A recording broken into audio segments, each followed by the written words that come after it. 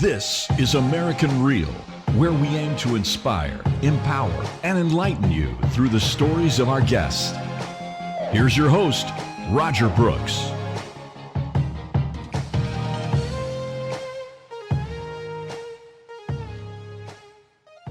You just gave your secret of how you built your network on LinkedIn. So I hope everyone is listening. Anybody who I feel like is kind of at my level, maybe they're a little bit below me, maybe they're a little bit higher than me, but they have potential. They've got somewhat of a following. They know what they're doing. They're professional. And, somebody that I respect, then I invite them into my podcaster community, right? Now I have a community of podcasters that support each other. So we give each other tips. We might, we comment on each other's links. We share each other's stuff. We invite each other on each other's shows. We do stuff like that, and we help each other grow that way. And so I would advise you to start a little community of people with like-minded interests in your space. And again, think about collaboration over competition and how you guys can leverage each other's networks. That's on social media, that's the game. It's partnering with other people and exposing yourself to their audiences, right? And so you need to have somewhat of an audience to be valuable to other people. But once you have that, go find somebody else who has 1,000 followers. And if you get 20 people with 1,000 followers, now you guys have 20,000 followers if you put all your heads together, right? And support each other. So that's the name of the game right now. It's all about partnerships, collaboration, and anybody who doesn't do that is not going to succeed.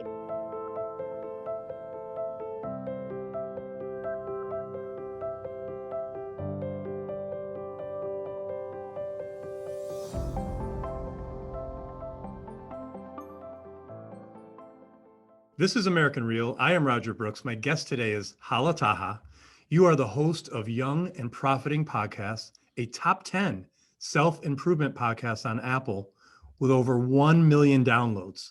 You're the CEO and you recently launched YAP Media, YAP Media, a full-service podcast production and marketing agency for top podcasters, celebrities, and CEOs. And it's projected to generate over $1 million in revenue in its first year. You're also well known for your engaged following and influence on LinkedIn with over 70,000 followers.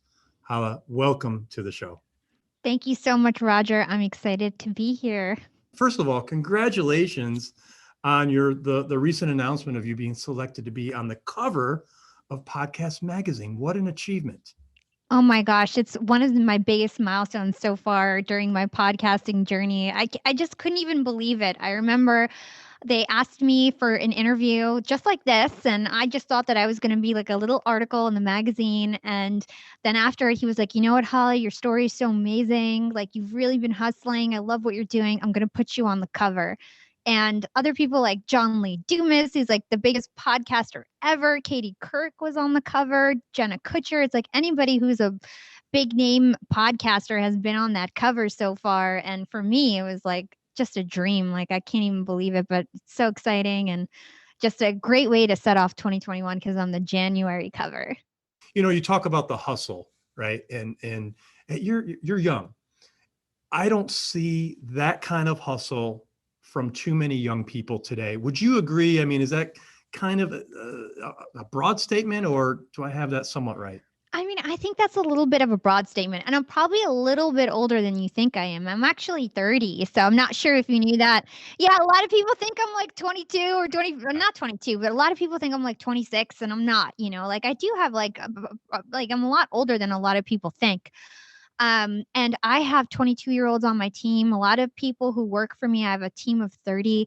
They're in college or recent graduates that I hired, and they're hustlers too, man. There's so many hardworking young people out there, but there definitely is a lot of people who are confused. They're not focused and they don't know what they want to do. But for the ones that are focused and smart and have some, diligence in them, they really work hard too. So I would say that's kind of a blanket statement to give to Gen Z or millennials. There's a lot of hardworking folks out there. That's great to hear. I just say it out of kind of a, general statement of what I've observed, but it's also true that when you lead by example, others will follow, right? And I'm sure you've seen a lot of that with your team and being involved with so many different projects. Oh yeah, my team, they always tell me like, "Oh my gosh, Hala, you keep me so motivated. You work so hard. I can't even believe how hard you work." I still work full time at Disney streaming service. I'm just about to quit my job. And so I've just been hustling and they see me all around the clock on Slack and pinging them and keeping the motivation up. And I think the key to a hardworking team is just keeping them happy, knowing what their motivations are, like feeding them good advice, teaching them things that they wouldn't learn in school.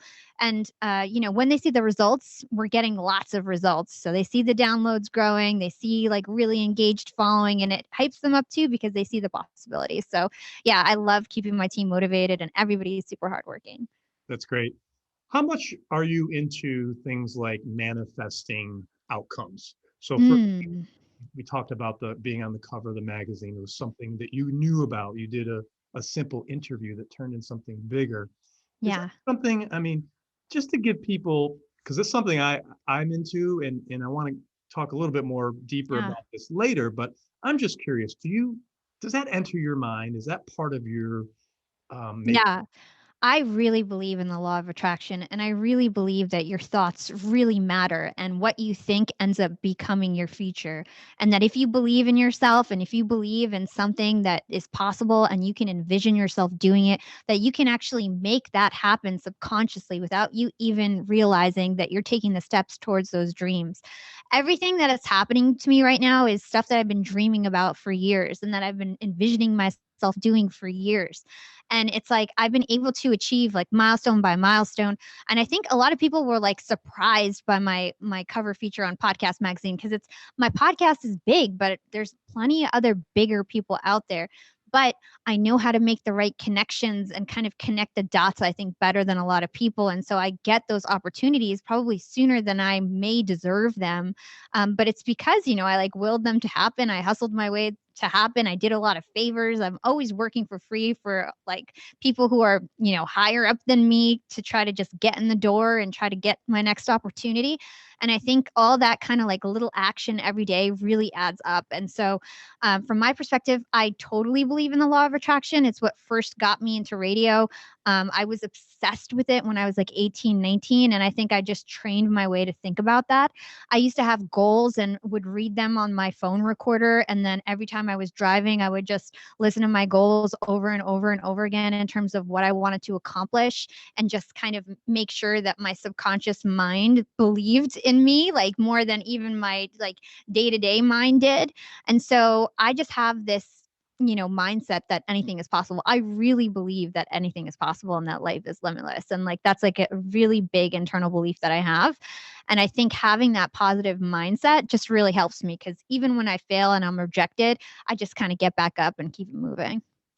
and I love that. And but talk a little bit about how equally as important it is not to have negative thoughts because Yeah. negative thoughts can bring you, you know, two two steps backwards, right? So I Yeah. think it's important for people to understand, yes, you think about your goals, you repeat them, you constantly go after them, but I would think that you're purposeful about not letting that negativity in as well. Yeah. I mean, having negative thoughts is completely natural, but when they happen, you need to move them to a place of like neutrality and then to positivity, right? So if you're having a negative thought, what can you say to yourself to make it slightly less negative? So, for example, if I just bombed a meeting that I just had, right? I went on a client call, I thought that I was going to seal the deal, and I maybe showed pricing too early or just did something that like I should have known better and I didn't get the deal or it just ended off kind of awkwardly. So I might be feeling down about myself. But immediately after that, I might say, well, you may have done this wrong, but learn from your mistakes. You're going to do better next time. And don't forget that you just built a company while working a full time job and you landed 6 huge clients while working a full time job and you have a team of 30 and you're obviously doing a lot of things, right? Don't be so hard on yourself. And it's important to have that back and forth talk with yourself and get it to a place where it's a little bit more neutral and then move it to a more positive thought if you're feeling a little bit better. It's all about feeling a little bit better and then a little bit better. and then moving yourself towards that positivity. So I definitely think that negative thoughts are natural. You're never going to completely get rid of them. But if you can train yourself to start thinking more positively and catch yourself when you're thinking negatively, it will help a lot. I always get told, everybody who talks to me is like, wow, you've got such good energy, right? Like that's always what I get. You're so energetic and you've got such good, genuine energy. And that matters a lot. People can tell if you feel negatively about yourself. Like it can be read on your face, your body language, everything. So it's so important to like love yourself for real and get to know yourself and really start to pay attention to your thoughts because they do matter. And you can have them work for you or against you. It's totally your choice. I had a chance to interview Ed Milet a couple of years ago, and it was an in-person interview, which was even more special. But when we were talking about this very topic, he gave an example which sticks with me today. Do you remember the old CDs for music? What he says is when a negative thought comes in, he pictures that negative thought like a CD and he scratches it out so that it can never replay again. And I just thought that was really interesting the way he put it. It's something that stuck with me, and I just wanted to mention it in this moment because maybe that'll help some other people as well. But same thing, you I said, love that. turn it into something positive so that it never comes back the same way. Yeah, and it's hard to immediately jump to the positivity, but if you move it to a neutral thought at least, it's way better than just being totally negative and like sabotaging like your, self-reflection in your head. So totally agree there. And congrats, Ed Milet is huge. And I'm so jealous that you had an in-person interview. That's awesome. Oh, you'll get him on. He's amazing. And actually, I have a feeling you're going to be on his show pretty soon. Oh, thank you. Yeah, absolutely. Staying on the topic of the law of attraction a little bit, you were pretty young, I think, 18, 19. That happened to me as well. My cousin actually introduced me to this gentleman, Dennis Waitley. This is back in the, early 80s when I was a teenager. And he would take me out snow plowing in the winter and he would put in these cassette tapes of these positive, motivational tapes. And then he actually gave me the whole series. So I was about 17, 18 as well. I'm just curious, who introduced you to this? How did it come to be? Was it Think and Grow Rich? Was it one of the books or was it someone? Yeah, it was actually an author called Abraham. It's like a married couple called Abraham and Esther Hicks. They're sort of like a cult in the law of attraction world, and they have really like in-depth crazy books. If you like read them, you might think that this lady is insane who wrote them. They're talking about source energy, like basically like aliens or like spirits in the space that can talk to you. And when I first found out about this, when I was in high school and in elementary school, I was like totally average. There was nothing special about me. I was thinking negative thoughts. I didn't have the right mindset.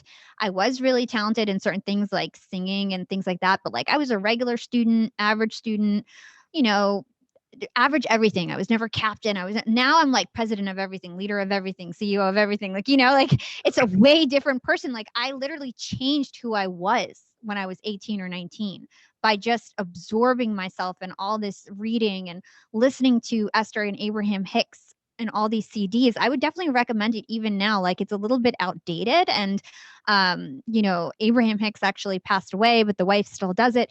And it's just this mindset where you really just will yourself to have things happen and you start to just internally believe that you can make anything happen and that you have control. It's like getting the control back into your life.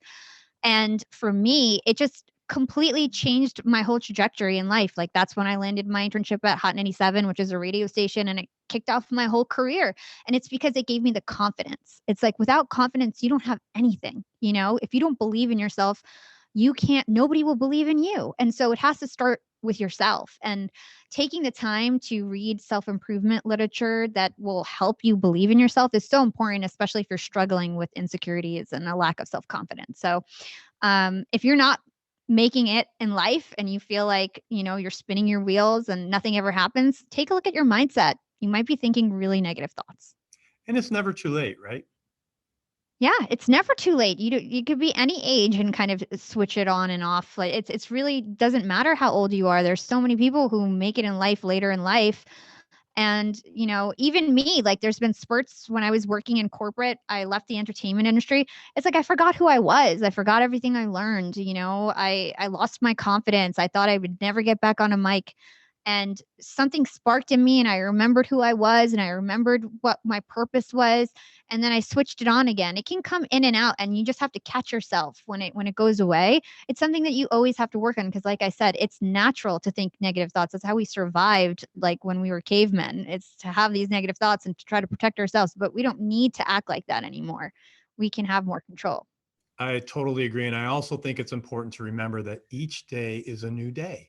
I heard that in a meditation once, a guided meditation, and that really stuck with me. Like, okay, so say today was a bad day, or yesterday, or you've been in a funk for 2 months or 2 years. Today's a new day. Yeah. So it could start that quick, but you have to be ready to put yourself in position and take action. It's not just going to happen on its own. Yeah, I love that. And if I could just add to that, another saying that I hear quite often nowadays is it's not a bad day. It's just a bad day. It's not a bad life, right? So when you have a bad day, it's just a bad day. It's not a bad life. Next, like you said, the next day is just a new opportunity. There's 365 opportunities every year. Just go for it. For people who are listening to this wonderful interview so far, and they're thinking, geez, okay, your life is great. You're doing all these wonderful things, but here I am, failure after failure, rejection after rejection. Where do I go? How do you help those people? I think it might be that they have a misaligned purpose. I think that if you're going failure after failure after failure, then you might be walking down the wrong path and just really going upstream in your life instead of downstream. And you may be in a job that just really doesn't fit your core skills and your natural talents, and you just may be walking down the wrong path. And so I would ask you to just pause and think about, like, what do you enjoy doing? Like, what do you truly love? What do people say you're good at, right? Think about those things. Start to notice what your natural core talents are. And you don't necessarily should do what you love, because sometimes, if you love writing, once it turns into a job, it might not be fun anymore and you might not actually like it. But you'll never know if you don't actually take those experiences. So I would advise people who are feeling stuck to start taking opportunities that they would have otherwise said no to, opportunities that come their way. Have that engaged experience to know if you like it or don't like it. And maybe you can start to pivot your life in a different direction once you start to realize, what you like and don't like. For example, I just reconnected with one of my sorority sisters. Her name's Caroline, and she was a nurse.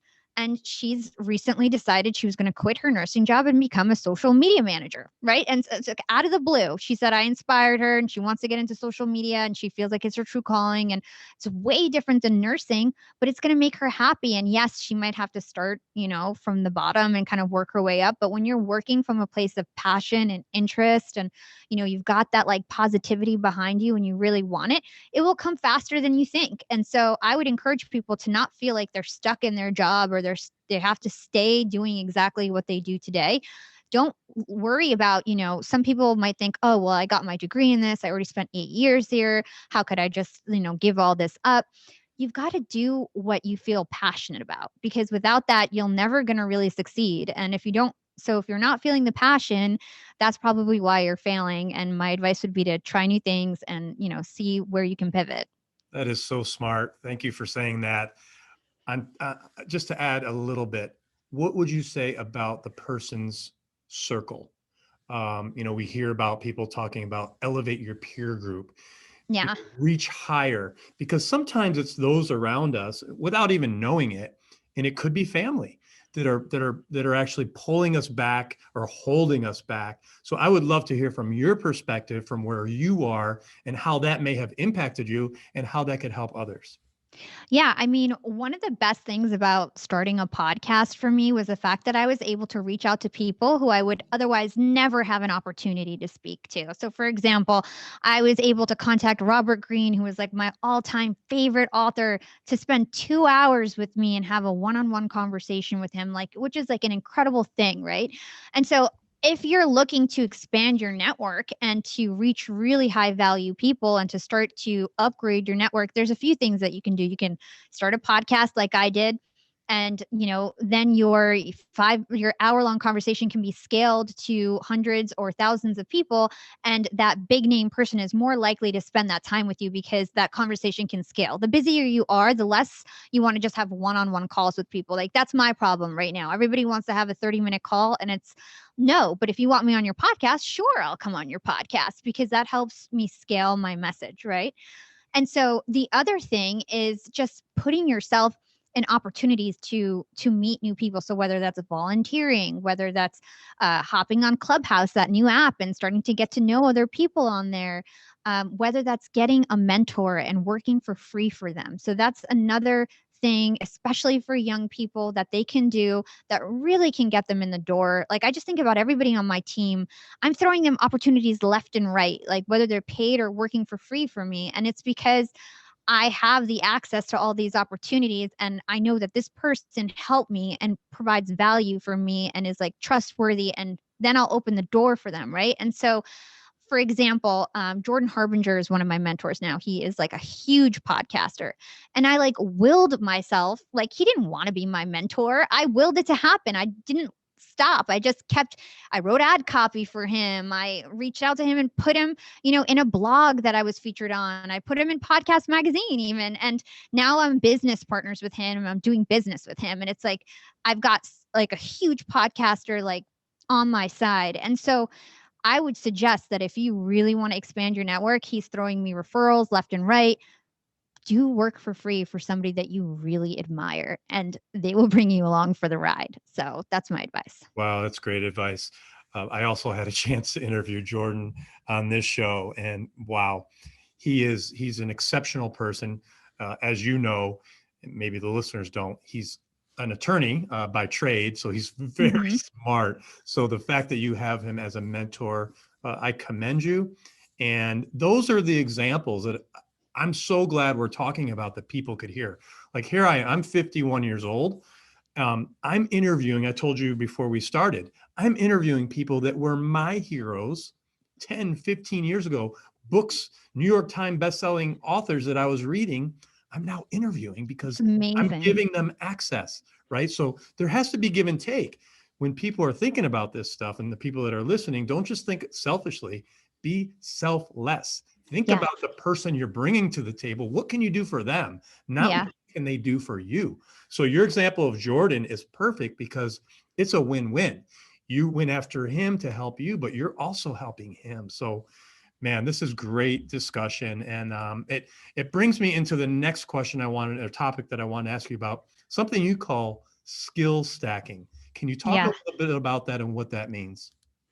Yeah. So basically, it's taking a look at all your past experiences and seeing how you can put them together to provide a unique package. So, for example, I interviewed a cartoonist. His name is Scott Adams. He's a creator of Dilbert. It's a very famous cartoon, especially if you're in the US. You probably know what Dilbert is. And so Dilbert is a cartoon that's like a funny cartoon about some guy who works at an office, right? So Scott was a decent drawer. Like, he's not the best artist in the world, but he was pretty good at drawing. He was funny. He had corporate experience, and he knew how to write. So those were his skills. He put those all together, and he became one of the biggest cartoonists ever. And he's extremely rich and successful. And he just put those skills together, and he wasn't the best at any of them. He was good or great at and put them together. So same thing with me. I have radio experience. I used to work at a radio station. Before the podcast, I had 4 or 5 online radio shows, which like they don't exist anymore, but that's what people were doing when I was 20, 22, like that's what people were doing back then. And so I've had many different shows. And so I have radio experience. I have production experience. I also, in my corporate career, managed social media channels for HP and other big companies. And so like also knew how to manage social media and had marketing skills. I used to have a website. And so I know about SEO and all that kind of stuff. I can write really well. And so I just put those all together and like package that up and put out Young and Profiting Podcast. And all of a sudden it was a success because it's like, it just hit the nail on the head. in terms of exactly what I'm good at. And it goes back to what I said before. What are you passionate about? What are you naturally good at? My podcast now and my marketing agency literally hits on everything I'm naturally good at. And that's why it's just exploding now, because I've just fully aligned to what I was meant to do in life. And I've always been like that. If you go back to when you were like 4 years old, what do your parents say you were like at 4 years old? That's who you're supposed to be. You don't really change that much. You're supposed to be who you kind of were when you were like 4 years old. There might have been things that steered you which way or another, and you ended up being an accountant, like, or something. But really, was that who you were supposed to be? Or did you just follow advice of other people and not follow your own passion? So, Wow. yeah. Love that. Yeah, and for people that are listening, I think that's a great takeaway is ask if your parents are still around, ask your parents, what was I like at 4 years old? If there's a relative that was there when you were young, ask them because that's a really good thing to know. I want to know. I'm going to ask my parents that as well. That's pretty cool. Okay, so the next item that we have on our on your list is to talk about the importance of networking. And networking today looks so much different than it did a year ago. So I'd love for you to tell our viewers and listeners about networking, the importance of Yeah. networking, and how you were able to bring all this together to work in your favor. Yeah. So, first of all, I want to say that when I started Young and Profiting podcast, I was on a 4-year hiatus from the entertainment industry. So, I had a lot of success when I was younger. I had a website. I almost had 2 shows on MTV. Like, I used to host parties and concerts, and I was like buzzing when I was like, 20, 22, whatever, like in college. Like, I had this crazy thing that I did called the Sorority of Hip Hop. I worked at Hot 97, all that. So, had a really exciting younger life. And then I decided I was like, my first company failed. I didn't get the show on MTV. And then I just like hung up my hat and thought, okay, it's time to be normal. Like, no more following my dreams. And I just got a job at HP and I just kind of rose up the ranks in the corporate world. And I thought, like I said, thought I'd never get back on a mic, that it was over. Right. So I was starting from scratch. When I first started, I had maybe 3,000 followers on LinkedIn.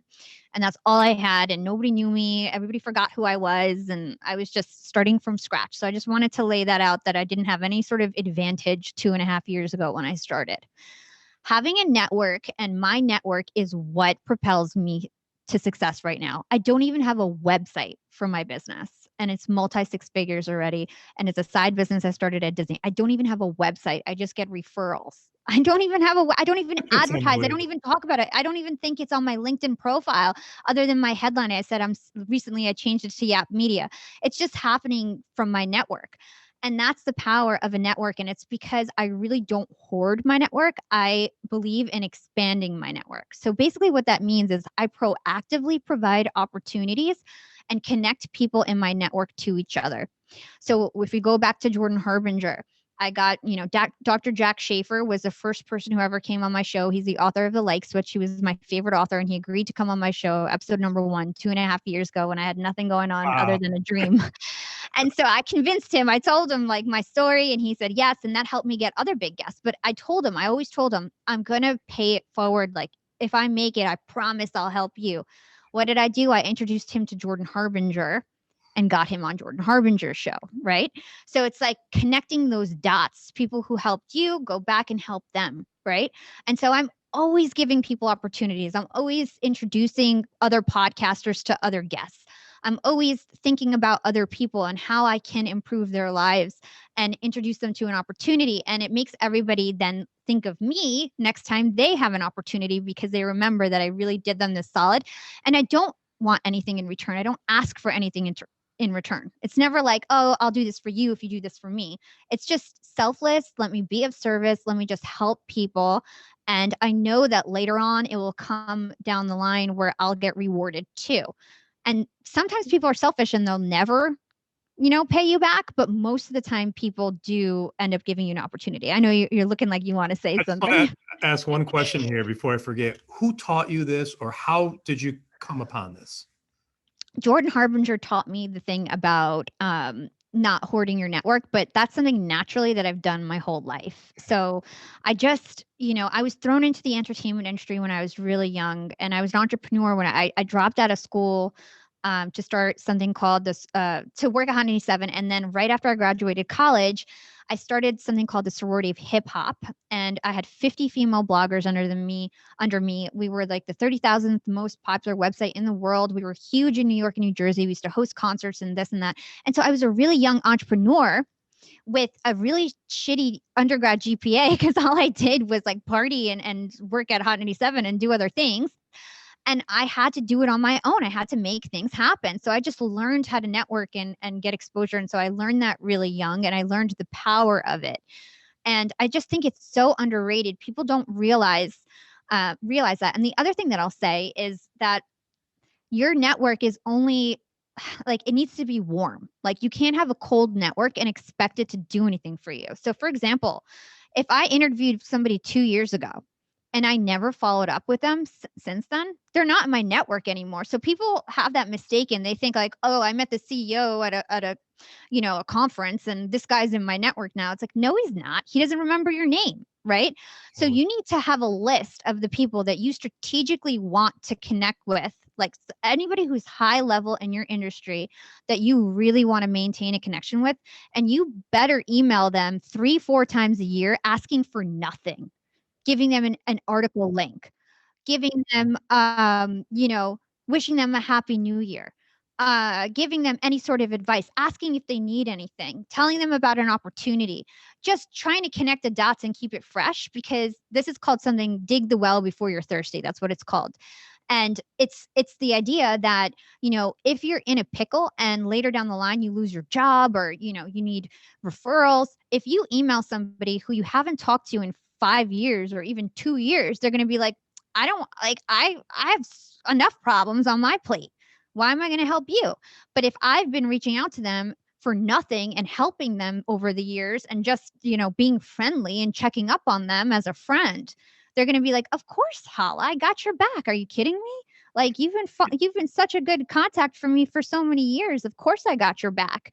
And it's just so funny because now, like, I do that constantly. And I really, even you've seen I've added value in your life recently. I try to add value to every single person I meet, because you never know who's going to be who later down the line. And it's all about that social currency, that social capital that you build with people so that they later on think of you and give you opportunities. And even the guy who put me on the podcast cover magazine, it's like, I'm trying to think, he did me such a solid. And now I'm like, how can I repay you? How can I repay you? Like, what can I do? And that's the kind of attitude that you always have to have. You should never take anything for granted. Gosh, that was so powerful. That whole segment there is just, I'm going to put that out as its own clip, because Thank you. It's really, really important.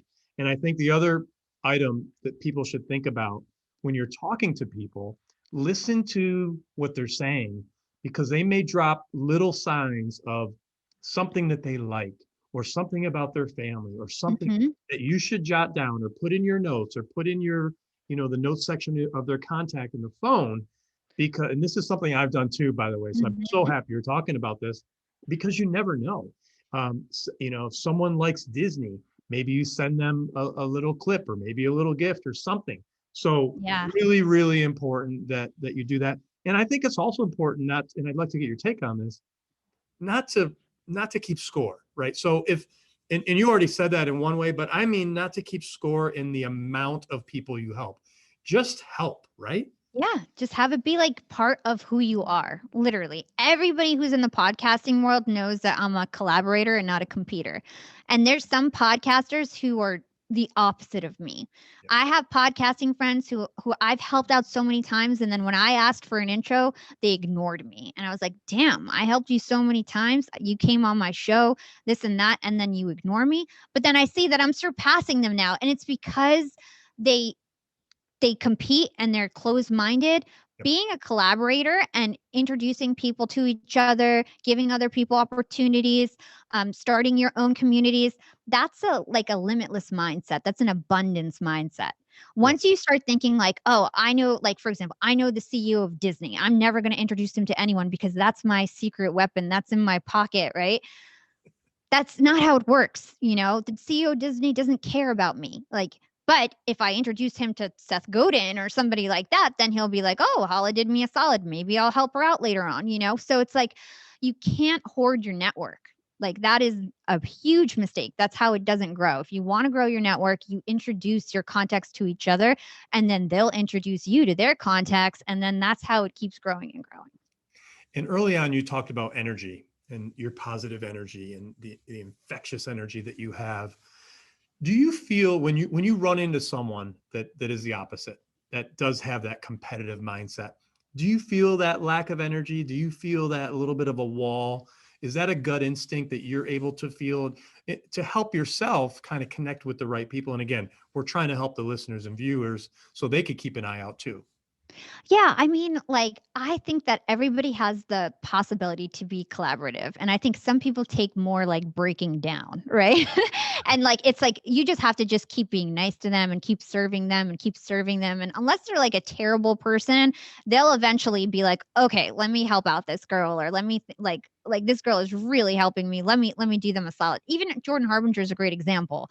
I just kept at it, I just kept at it and throwing him opportunities, throwing him things. And then he finally was like, let's take a call and let's like figure out how we can work together. Cause you are like somebody that's way different than I've ever like come across recently, And so it's like some people are going to take a longer time to kind of crack, but I think and they might be really busy. Somebody like Jordan probably has people reaching out to him constantly. And it just might be like, it might take a while to just kind of like break through the noise. Right. But some people really are just competitive and closed minded. And it's kind of like, just move on. I wouldn't even waste your energy on it. Honestly, it's not something that I could tell right away in terms of like who's going to be open minded and who's going to be closed minded. But I like you said, don't keep score, just be of service. That's something that David Meltzer always says, just be of service. How can I provide value to the people that are in my life? And you will be rewarded for it. It's not going to happen right away, but down the line you'll start getting rewarded. Wow. Quick David Meltzer story. Had David on a couple of years ago, and I had that same feeling you do. Like, how can I help this guy? He's helped me so much just by coming onto my show, giving me great tips and ideas. So what I did was I wanted to get him on London Reel because I knew he was going to London. And I'm friends with Brian Rose. And I called Brian relentlessly for like 2 weeks to get him on the show. And finally, like the day before, they confirmed and they got him on. And it was just the best feeling. So I just That's want people amazing. to feel this energy. Like, this is real, folks. If you're thinking about becoming a podcaster, listen to what I'm saying. Like this, you have to do this stuff because that's just how the energy works. So you could thrive. And it's just so wonderful to be able to talk to you and to hear these stories, because it just reassures me. And I know it's going to reassure our listeners today that how important it is to be of service. Totally. And I'm sure David now thinks of you so highly and always has your back. And like the next favor that you ask of him, come do a clubhouse room with me or whatever it is, he's probably going to say yes, and he's going to have your back. And so that kind of social currency, social capital is so important when you're building a business and when you're trying to succeed. So kudos to you for that. Oh, thank you. Personal branding. So I know your agency, you help people with this. You're, I believe, already doing an incredible job yourself at your own personal branding. Please talk a little bit about personal branding, the importance of it, and like how you scaled on LinkedIn and how you're doing all these things and how it's all like all the dots are connected. When I look at your stuff, it's like it all makes sense, and I could feel it just, when I see a post or when I see your podcast or whatever it may be, it's all connected. Yeah. Well, first of all, I want to say that you have a personal brand, whether you know it or like it or not. So if you go on Google and you search your name, like that is your personal brand right now. That is your online reputation.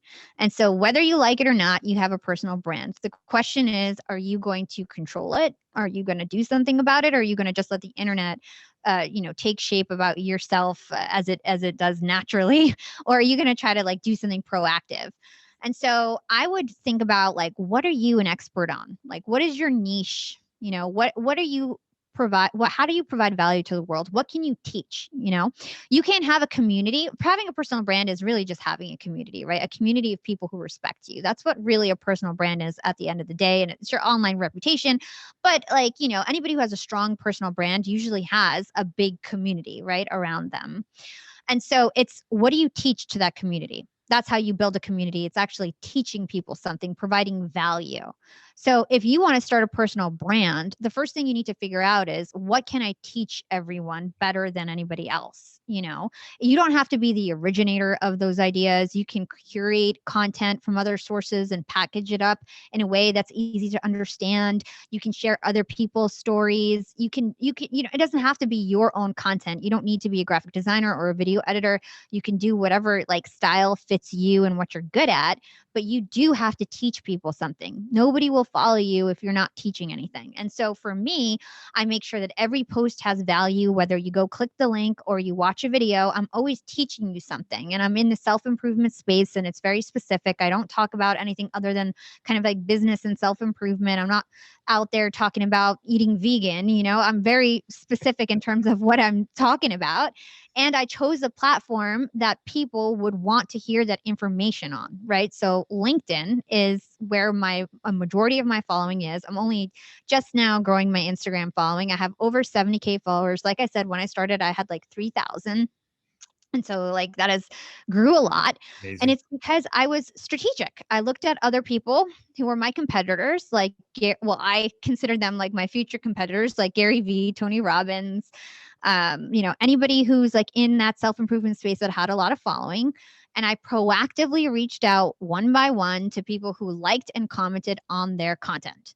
And I would reach out to Gary Vee fans and I'd be like, hey, I'm Hala. Nice to meet you. I noticed you like Gary Vee's content and podcast. If you like his stuff too, you like mine. I'm looking forward to provide value on your feed.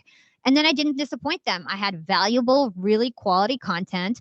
Those people were active on LinkedIn, so they engaged on my content. Then my content got spread to other people who were following them, and it just spread like wildfire. And it's because I was very strategic, and I also didn't think that people were going to just find me. I knew I had to find them. You have to find your audience and bring them in.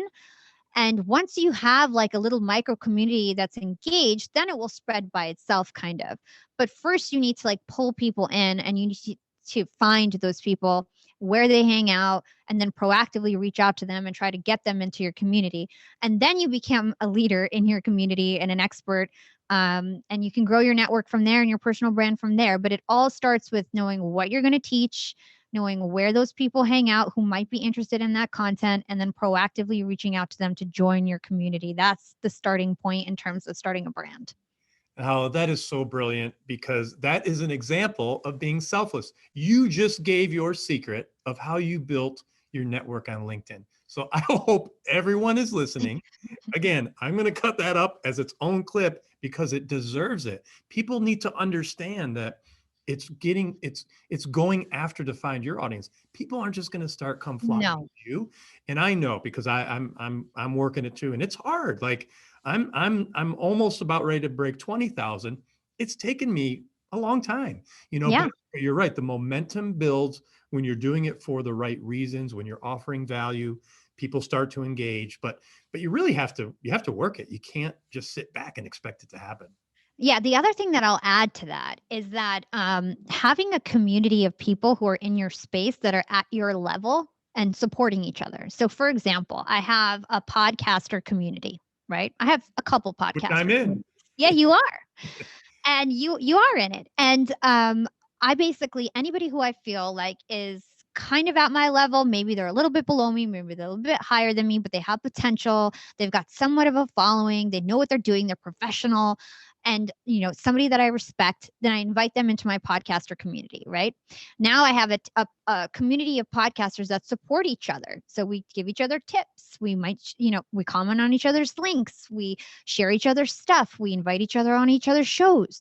We do stuff like that, and we help each other grow that way. And so I would advise you to start a little community of people with like-minded interests in your space. And again, think about collaboration over competition and how you guys can like leverage each other's networks. Like that's on social media, like that's the game. It's partnering with other people and exposing yourself to their audiences, right? And so you need to have somewhat of an audience to be valuable to other people. But once you have that, go find somebody else who has 1,000 followers. And if you get 20 people who have 1,000 followers, now you guys have 20,000 followers if you put all your heads together, right? And support each other. So that's the name of the game right now. It's all about partnerships, collaboration, and anybody who doesn't do that is not going to succeed. It's just smart. And if, what came to mind is really odd when you were talking about that, but it just came to my mind. I think about the days before this technology. What were people doing in communities to help each other? It was the Kiwanis clubs. It was the Lions clubs. These civic groups of people that were together. They would meet on a regular basis, and then they would help each other. If there was a fundraiser, everyone would chip in. If someone, God forbid, was, someone got sick, everyone would, come to the rescue and make dinner. So I see what you just said as the new way for no matter what space you're in, to be able to connect with your community so that people have your back, so you can collaborate, you can help each other rise. And there's going to be certain people, even within your own group right now, who are going to excel, and they're going to bring you along and you're going to bring them along. So, man, that's really great advice. And I'm so glad that you talked about that. Thank you. Now, one of our favorite subjects that we have to talk about is podcasting. Let's talk about why it's so important. And just to kind of give you a little bit of some feedback from where I came from. I started podcasting 3 years ago because I was just a student of podcasting. I was listening to them, and I loved London Reel, which I had been listening to for a couple of years. And Brian Rose, the founder of London Reel, offered a podcast course, which I took. It was an 8-week course. It was very expensive at the time, but I went all in, and I treated it as a second job. And I knew it was something I wanted to do. And I could tell you before, I turn it over to you, it has literally changed my life. Anyone, you talk to my friends, my family, they will tell you that it's changed my life. And it's because I stuck with it. That's why it changed my life. It was not easy in the beginning. And I'm telling people now, if they start, it's not going to be easy unless you get lucky. But it is a game changer. Writing books, which I also like to do, and podcasting are the two things that I love, and they've changed my life. So I'd love to turn it over to you now to talk about why it is important, no matter what industry you're in, to start a podcast. Yeah, I think podcasting is one of the greatest vehicles that you can use today to spread your message, to grow your network. We talked about so many reasons previously. And I really, truly believe that there's so many positives to a podcast. First of all, you can learn. So for example, I interview a new expert each week. It's all different topics. So I end up reading a book a week, to prepare for my podcast. I study a certain topic. I'm learning so much just preparing for these shows. Forget about the conversation. Even just preparing for the show is a learning experience. So it's like this self-learning curriculum that you get to plan yourself, because I get to plan what my episodes are going to be. So if I want to learn about sleep, guess who's studying sleep for the next week? Me, And so it's a great way to learn, right? We already talked about how it's a great way to expand your network. I'm talking to people who would never have time for me, and it's only because I have the ability to scale our conversation. So that's another reason. And then it's also a way to grow your personal brand, to become that expert, to start having followers so people get used to you. When it comes to podcasting, it's such like an engaged way to communicate with people. It's not like a video that's 2 seconds long where they don't get to know you. People might be listening to you for an hour, for 2 hours. They'll be taking a long drive. They might listen to you for 10 hours. At the end of that podcast, you're their friend. They're used to your voice. They feel so connected and engaged with you. And that type of fan and following is so much different than anything else I've ever experienced. It's like once they're a podcast fan, I have people who have volunteered for me for free for years just because they were in love with the podcast. So it's just so funny, like how connected people feel to the host. And when I talk to my fans, like they feel like they know me so well. I might not know them, but they know things about me that like I'm like, oh yeah, I told that on the podcast. I guess I forgot. And so it's just so cool to have like such an engaged community. And so I would really recommend it. But I don't think podcasting is for everyone. I think, you have to really want it. Like you said, it's not easy. Even for me, like I only had this hockey stick growth, like maybe 5, 6 months ago was when it really started taking off. I had a big name on LinkedIn. I had a lot of buzz, but like my downloads and like the hard stats like didn't start taking off until like 6 months ago. And so I would say that like it's a long game. If you're not really passionate about this space, if you're not into growing your network, if it's not going to be a huge moneymaker out the gate, like it takes a lot of work. And so you need to have the right intentions. You need to know what your why is. You need to know what your niche is. I think having a niche now for podcasting is like essential. It's really, there's a lot of podcasts out there. You really need to know who you're targeting and why, and what your format is going to be and how often you're going to release, and really think about it before you go like into it, because it is, like you said, a long game unless you get lucky, which is very few and far between who actually get lucky. And so you need to be putting in the work and you need to know what you're getting into. So I wouldn't say like anybody should just have a podcast, but if it's something that you really feel passionate about, then yeah, have a podcast because it could change your life. Awesome. And we will definitely put a link how people could reach you and your organization, because you actually help people with podcasts. Yeah, I actually target CEOs, celebrities, and podcasters, and I have a podcast marketing agency. So for me, the way that I monetize off my podcast isn't necessarily off sponsorships. Like I make a little money off sponsorships. It's lead generation through the people that I actually interview. So that's another great point of starting a podcast. So your podcast can monetize in a few different ways. So you can monetize your audience if you have a large audience. You can sell the large audience affiliate marketing products and make money that way. And then you can use it as a lead generation tool. So whether that's people who are listening to your podcast or the guests that come on your show. And so like a lot of people don't realize that you can actually turn your guests into clients. And that's what I do. And it's like, it's changed the game for me. For the first couple of years, I was just investing in my podcast. And as soon as I flipped that switch and started my marketing agency, it's just been like, now everything that I spend on my podcast has been like covered 10 times over, and it's like all good. And it's just because, I just flipped the switch. I was ready and it happened. And now it's monetizing like crazy and I can quit my job. And so it's just so satisfying when you get it to that level. But it's like we said, it's not an easy ride. It's a slow growth game. And you're going to have to invest in it, whether that's, your production or your marketing or even ads. Like you're going to have to invest in it to make it happen too. And as a new friend, I just want to tell you, I'm so proud of you Thank for you. what you do and everything you do. But the one thing I'm thinking about now, which I'm sure our listeners are, is how do you do it all? How do you manage your time to be able to stay the course and make sure that you're getting things done in a timely manner and responsibly? First of all, I have a team. So, like I said, when I first started Young and Profiting Podcast, I was so crazy about the quality of my content. The first 3 episodes might have taken me 2 months each. Like they're like full on like Wow. music. I interviewed 4 or 5 people per episode. Like it's like listening to it was like writing a book, basically my first 3 episodes. I switched my format recently, but I had fanatics on people loved my podcast, right? And they really got hooked, and people volunteered for me for free because they just thought that it was such a good idea and that there was really something there. Now they're getting paid. But these team members, like I had like 10 team members that volunteered for me for free for almost 2 years. And now they're getting paid. Now we've scaled to 30 team members. And so I'm all about a team. You know what I mean? So I've got like 15 people in the Philippines, and I have like 15 in India, and then I have 15 people in the US. And we're like totally a global team. I have a couple people in the UK.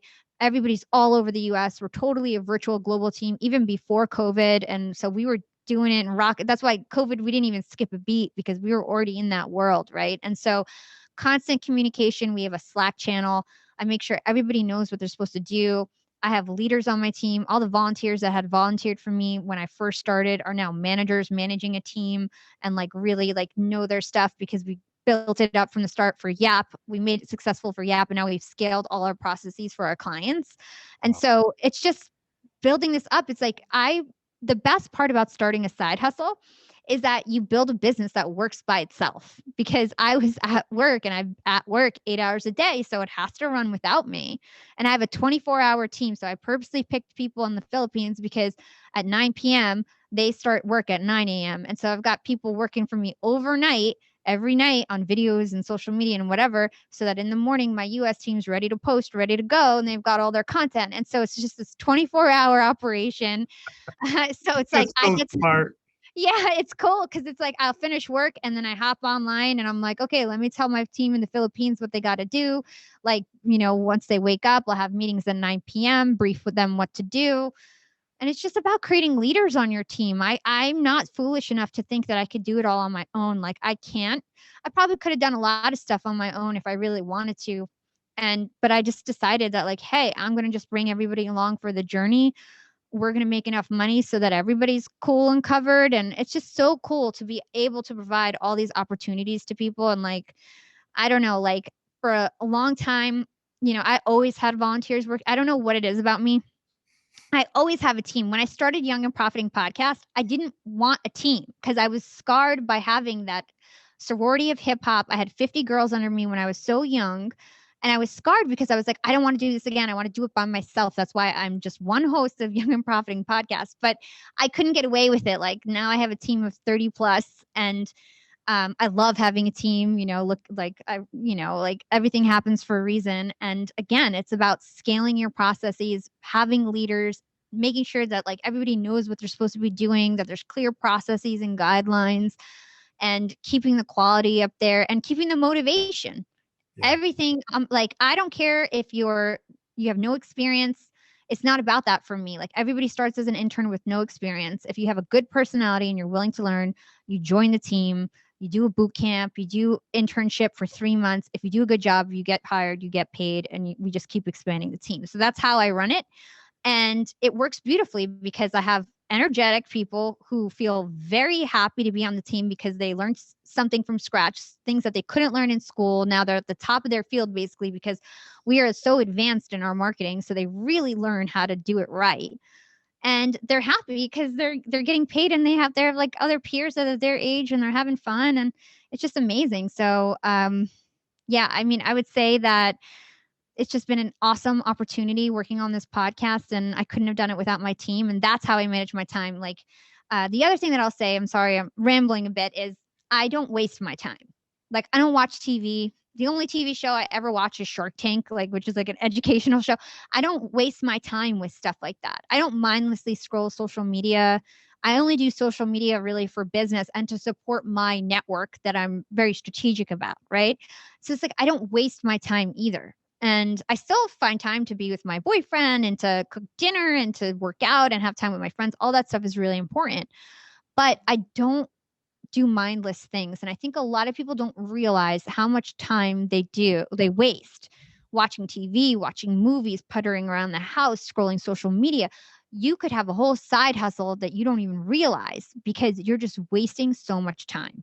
Totally. And I don't waste my time. So that's another thing too. I just work hard and I'm diligent and I just, have a team, and those are my secrets. Wow. No, I'm so glad you talked about that. And you mentioned the word side hustle a couple of times.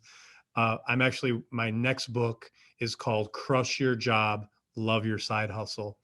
And I love that. The reason I'm able to do this and the reason I'm connecting with you so much today, and I want people to know this, like you are still at this moment working full time, right? Yeah. I'm doing the same thing. And you probably don't have to be, but you are until you get to that place where you can do that. But I think it's really important for people to know that when someone's paying you, when your employer is paying you, you need to dedicate yourself to them 110%. If you don't, and you start to slack and try to get more time in on the side hustle, that can affect it. And I think this goes back to the law of attraction, right? You cannot beat the laws of the universe. They are what they are. Don't think for a moment that you can, maybe skate this way and get ahead. It doesn't happen. But if you're genuine and honest and intentional about how you approach this, and the best employers want you to excel, to go do something else because they know you're making, doing wonderful things for the world. But I think the important thing is that you can have a side hustle and be successful at it if you work it. It's just like everything else. You can't just expect it to happen. You cannot watch TV. And like everything you just said, those are things that I do. So I know I laugh because it's like literally, like I got up at 5 a.m. this morning on a Sunday. I had probably 20 things I did before I came here to record our episode because it was planned that way. But you have to want to do it. No, I think what you're saying is it's so true. It's so important. You have to like when I'll give you an example. COVID has made it a lot easier, I will say, in terms of having a side hustle. Like now you guys have no excuse because there's no commute. Everybody's like, there's no social events really. So it's like, you really don't have that excuse. If you want to start a side hustle, like you definitely have the time. You just don't realize you have the time. So when I was commuting, I was in New York, I live in Brooklyn, and I used to commute to work. It took about 50 minutes every day there and back, right? I used to wake up and work on my podcast 1 or 2 hours before work every morning, right? Then I would go on my commute. I would do my LinkedIn post of the day. That's how I grew my LinkedIn following on the train. Awesome. Every day. I thought about my posts, and when we would in between the stops, when I'd finally get service, I'd push send, and that's how I would do my LinkedIn post every day, right? Then at lunch, I used to do my interviews either after work or during my lunch hour. I would do my interviews. My boss would see I was a great employee, so nobody gave me shit. Sorry for cursing. Nobody gave me anything because I was a great employee. I always got my stuff done. They knew I had a podcast. I was very open and honest about it. They would see me running like I had 5 minutes to set up my stuff. I would be running with the headphones and my mic, and I would hop into a phone booth and I would do my interviews at lunch. Okay. Then I would come home on the train. I would do all my LinkedIn engagement. I would do all my messages. I would, do all that stuff. Then I would come home, either study for a podcast, work on whatever I had to do for social media. Like this was when I had a smaller team, and that was every day, every day, like day in, day out, on the weekends, for at least 4 hours of work every day at least, if not a full day of work on the weekends. That was every day. And yeah, it's going to take over your life. Yes, you're going to have to sacrifice a little bit, but it will be worth it in the end, because in the end, you might design a career that's perfect for you and you can let go of your full-time job and then have your time again. But it will be a sacrifice and you will have to juggle things around, but it is doable. And I don't think people realize, like, if you just change, how you structure your day and how you fill up your time, you can do something really meaningful. It's like just 10, 12 hours a week is really all you need to start your side hustle. If you can push it to 20, 25 hours a week, you're golden. But like 10 hours a week, it's just going to take a longer time to do. That's what you have to realize. It might take you 3 years to do 1 year of actual progress, but that's okay. There's no race. It's not a race, And so I would say that anything's possible if you actually dedicate yourself to it. Oh, that's great. Let's talk a little bit about relationship. And we really didn't have that plan, but I think it's important to talk about. My wife, she's been, so supportive. Every project I've done, and they weren't all successful, believe me. You mentioned you have a boyfriend. He's obviously very supportive, but for people going into a side hustle, because it cuts into family time, it cuts into alone time, all those things. Can you talk a little bit about relationship and the importance of relationship and the importance of communication within a relationship? Yeah, I think that, when you go into your side hustle, whoever, like whether you have kids or a spouse, you need to obviously make sure that they're okay with your decision too, because it is going to impact your time with them. But I would tell them about all the pros, and what your plan is in terms of monetizing this side hustle. If it's something that you never think you can make money off of, then it's just a hobby. And actually, one thing that I think we should say is that before you go full steam ahead in this side hustle, you want to validate that it's actually a good idea, right? So you really want to validate that like people will buy it. So before you get a website and a logo and you invest, like I would invest more than $200 in the idea, right? And then just see like within your own network if somebody will buy either your product or your service before you go and change your whole life and invest all this money and risk everything. Like you actually want to make sure that it's a good idea. And I would keep doing that until you actually find an idea that has traction, right? And so you need to do that first. So once you actually have validated your idea and you 3 people have bought in from you and you know that you can sell this just with your core network, you haven't even started advertising or started a community or anything, then you would tell your spouse or whoever you need to convince to support you and explain like, hey, I have this new idea. I was able to monetize it already. I really think it could change my life. I really think it will make me a more fulfilled, happier partner. And, I hope you can support me in this. It means that we're not going to be able to watch TV at night anymore together, but I promise that we'll still have dinner every night and I'll make sure that I'm available for you. And like, it's not going to impact our Saturday night movie, like just be open and communicative and say like, what's going to go away? Because what you have to do is actually look at how you spend your time. Like I would track your time for 2 weeks, see exactly what you do every day and see what is a productive activity and what is a non-productive activity. So if it's a productive activity, it's for your job, it's chores, it's, spending time with your family, self-care. Those are productive activities. Non-productive activities is like scrolling on social media, napping that like unnecessarily, or like just sleeping too long. For like a lot of people just sleep way too long. Like you just need 8 hours. You don't need more than that, or 7 or 8. If you're sleeping 10 hours, then, you don't need that much sleep and you're actually just wasting a lot of time. So it's like figure out exactly how you're spending your time, figure out when you want to work on your side hustle. And then if there's some time that you're going to have to remove from your family and your friends because it's only realistic, just be honest about it and then explain to them that it's temporary because, typically you want your side hustle to become your full-time hustle eventually. And, hopefully they see the value and you might be a happier, more fulfilled partner. When I was just a corporate worker and didn't have my podcast, I was filling my time up with other things that like made me, I was like president of the Young Employee Network and doing all this kind of stuff, but I was not nearly as happy as a person, because it's like, I really wasn't aligned with like who I really was. I was sort of being who I was in other ways, but it like wasn't this like straight line, like this is who I am and this is everything I was supposed to do. And you're just a better, happier person. And so I think people who love you will appreciate that and will want you to be happy too. Wow, Hala, this has been a great conversation, and I'm so appreciative of your time. Can you let people know what's next? What are some of the things you're working on that we could look forward to seeing in the near future? Well, I just got my first TEDx talk in June. So my first speaking event, like public speaking professional event, TEDx. Shout out to Heather Monahan for getting me that opportunity. So yeah, she's the best. So I got a TEDx event in June. I am gearing up to give my 2 weeks notice at Disney this week. So I'm happy to say that on air. So I'm very excited about that. I mean, I've been busting my butt. I can't wait. Like, I think I'm going to be working just as hard, but it's just so nice to be able to structure my day the way that I need it structured. I feel like I can be a lot more efficient once I actually quit Disney because I've been like managing everything in between meetings. And it's like, I just want to be focused on my stuff.